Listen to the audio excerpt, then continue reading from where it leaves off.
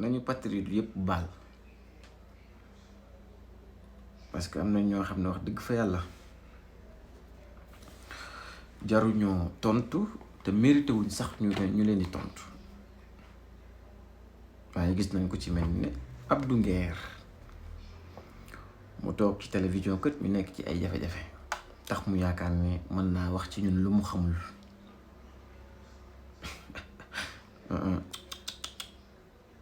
léegi nañ la nag nga ne ñun ay nit yu tekkiwul dara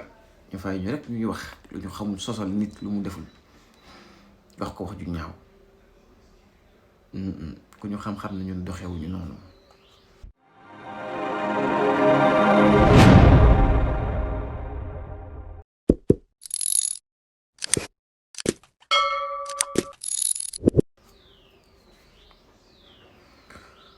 doxewuñu noonu duñ wax lu ñu xamul duñ wax lu ñu tegul baaraam duñ wax lu ñu leerul te nag dinañ la wax ne la ñun xeex bii ñu doon xeex Sénégal idéologie lañ doon xeex doon ko xeexee ak principe te noonu ñu amee gëmee principe yooyu noonu lañ amee suñu bopp ba suñu biir bopp ñun suñu bopp sur notre personne ay principe ak ay valeurs yoo xam ne dañ ko gëm te di ko sàmmale suñu bopp te yooyu bokk na ci kenn mënu ñoo jënd duñu ñaan kenn duñu ñooru kenn duñu jay kenn duñu wax lu dul dëgg duñu jëlee fi jàmbur loolu moom suñu borom defal nañu tawfiix ñu xeex ko ñun ba daan ko ëpp ko doole ci suñu jëmmi bopp yii ngeen tekkuwuñ dara nag waaye ñun de ci lii nga xam ne moom lañ bokk di ci wax muy l'espace public ngay génn di wax ñun ñuy génn di wax buñ la ci ëppul valeur ëppuñu valeur ndax ñun ba léegi nii ñuy wax ak yow waxaguñ benn yoon loxo dem gémmiñ wala ñu naan ñu kat kii li mu wax jar na yóbbu police wala gendarmerie te ba jàng jotee dañoo dem jàngi sonn ca lool bokkoon parmi les meilleurs dem université toroxlu foofu noonu tarbiyoo fa xam-xam bokk am ci bac yi gën a jafe dem université def fa filière yi gën a jafe ñu ngeen gis jege naan ñu booy yi ak tekkiwuñu dara ankay ñu réew mi dañoo servir de politique bi nag xaj nañu lu ne ndax ban demee ba mu am ay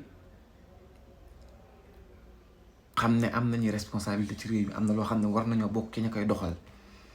dañoo jóg dem fa ñëpp yi dem taxawal suñu entreprise je pense que mën naa ko ci sax muy Art Vision te bañ koy taxawal it c'était très clair dans notre tête ñu am des objectifs bien définis am des projets ambitieux tegoon lépp kale ko gis réew mi ak ni mu meloon tax ñu ne ko fi ñukk xam ne dara mënul dox tant que réglé woon cette situation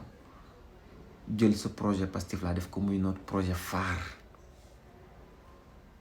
di ko xeexal di ko xeex di xeex Macky Sall di xeex ak ñi nga xam ñooy def ko tu ñaawtee fi ci réew mi mu nekk un combat de principe di xeex une idéologie boo xam ne ba léegi nii amuñu ci déception amuñu ci lenn luñ ciy regretté ba xeex bi jeexee pour ñun sax jeexul waaye ba l'essentiel bañ defee l'essentiel ba pare demuñu fëgg bureau benn ministre wala benn DG wala kenn ku taxaw ñu doon xeex naan ko lii nga ñu ameel wala lii lañ bëgg nga defal ñu ko dañoo dellu ca liggéey ñu ci sant bu baax a baax nag foofu maa ngi dugal parce que démb bi may def sama vidéo santuma ko woon muy Serigne Mboup ñu ngi koy sant bu baax di ko gërëm ci taxawaay bi gis nañ li mu ci def lépp macha allah président Serigne Mboup ñu ngi lay ziar bu baax a baax di la sant di la gërëm di la ñaanal suñu borom yàlla yàggal taxawaay bi te taxaw la waaye comme ni ma ko waxee rek ñàkkuñu jom te duñu ñaan duñu ñoor duñu jël luñ moomul lu bokk suñu alal jom bala nañ ko suñu bopp duñu sàcc duñu fen gis nga lii xam naa du ngeen ko xam mooy le fruit de notre travail acharné bu ñuy def ci école yi dañoo dem ba université def physique chimie ba am fa suñu licence dem ba master bind ci en sciences et génie des matériaux kon li ñuy wax xam nañ ko. tey nag ci lii nga xam ne moom nga ñu fekk diñ ci xas muy communication lu mu gàtt dem nañ tarbiyoo ko ci ay boîte yuy liggéey ci wàllum communication pendant 4 ans et 8 mois presque 5 années ñu liggéey ko ci di def communication jàng l'art de la communication waaw di jàng le storytelling di ko jàngale teg ci. donc liggéey ci ak ay professionnels yu bëri boo ñëwee nag bëgg ñoo corriger ci ne ni ñuy waxee wala ñi nga xam ne la ñuy véhiculer message yi ñu def wala boog ni ñuy traiter sujet yi ñu jox ba jàpp na dañ cay wax lu ñu xamul wala ñuy teg suñu tànk fu ñu xamul c'est vraiment mal nous connaître. bu ñu amul deful ay formation en journalisme fi réew mi tolloon jaroon nañu teg lépp de côté lépp suñu yëfi bopp suñu intérêt yi bopp yépp ñu teg ko de côté mettre ko en stand-by pour xeexal réew mi. waaye it am na foo xam ne boo xam ne bu fa nit tollee ça veut dire que am na conscience am na xelu lu muy wax mu xam ko mën koo mesurer. parce que boo yaakaar ne li nekk contenu bi nekk fii seen ay caaxaan la yaa ngi nax sa bopp. te nag politique bi xañ nañu lu bëri ci lu ñu waroon am fii parce que réew mi kat ñëpp ay politique ñëpp professeurs yeeg waa université yeeg ñëpp ay politique. am na yoo xam ne duñ ca yegg luñ ko wax parce que day nuru victimiser wu day nuru am loo xam ne sax moom ngay bëgg te jaru ko fii suñu borom tracé ñu suñu destin ala kulli àll lañ fa yow te ñun on est très déterminé on est d'une résilience extraordinaire. réew mii bi ñu jógee ne dañ koy xeex pour mu baax suñu résilience ñun mooy ñu ñuy bàyyi te baaxul te li ñuy njëkk suñ combat bu njëkk mooy fexe ba seen genre yu mel ni yéen réew mi ñëpp xam ne yéenay ñu bon ci réew mi te ñii fi nekkit ñu fas yéene leen gunge ci projet bi nga xam ne ñun ak ñoom ñoo ko bokk fas yéene ko matériel jëmmal ko pour mu nekk njariñu Sénégalais yi tey du tax ñu may leen dara ndax buñ ci gisee lenn lu ñu neexul buñ ci gisee lenn lu dëppawul ak li nga xam ne si mooy les valeurs la culture d'une bonne société l'ADN d'un pays boo xam ne si dafa war a dem vers le développement dañ koy xeex jàmmaar la ñoom ci xeex ko donc moo tax ñu bëggoon la leeral rek ci sa xam-xam bu gàtt bi nga am